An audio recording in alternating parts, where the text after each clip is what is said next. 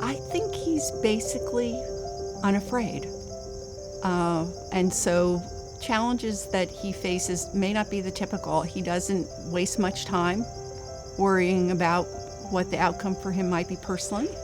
If it's the right thing to do, that's what he's going to do. I mean, he's very authentic. In fact, you know, the person you see in public is very much the person he is in private too.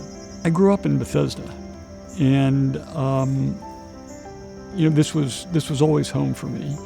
I lived in the District of Columbia for a couple of years when I was on the Hill and practicing law, but I always thought of Maryland as home. And while we weren't wealthy, I was privileged. I went to a good high school. I went to a private college and a private law school, and I wasn't saddled by a huge student debt when I graduated, so I could pretty much choose what I wanted to do. And I've always felt like I wanted to make a contribution. I thought my first responsibility was to take care of people who can't take care of themselves. I represented literally the wealthiest district in the state of Maryland in the General Assembly, and yet every position that I took, every issue that I was involved in, and the ones that I cared about the most related to people who didn't have the kind of opportunities that I had. And that's still what motivates me today. If there's a sense that he can correct something or, you know, attack an injustice, he will not give up. Remember, he's been in office for 30 years, so you can accomplish a lot in that amount of time. I talk about the Attorney General being the people's lawyer, and it is an office that enables me to help protect Marylanders, to improve their lives, and to fight for justice. It's just a perfect combination of tools, for me at any rate, to give back, to make sure that people lead their best lives and have equal opportunities. It's been like 34 years that I've been in office. I'm a walking advertisement for term limits, but I love it.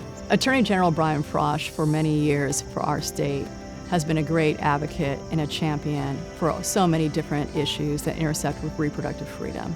A longtime legislator as a delegate and a senator, and now as Attorney General.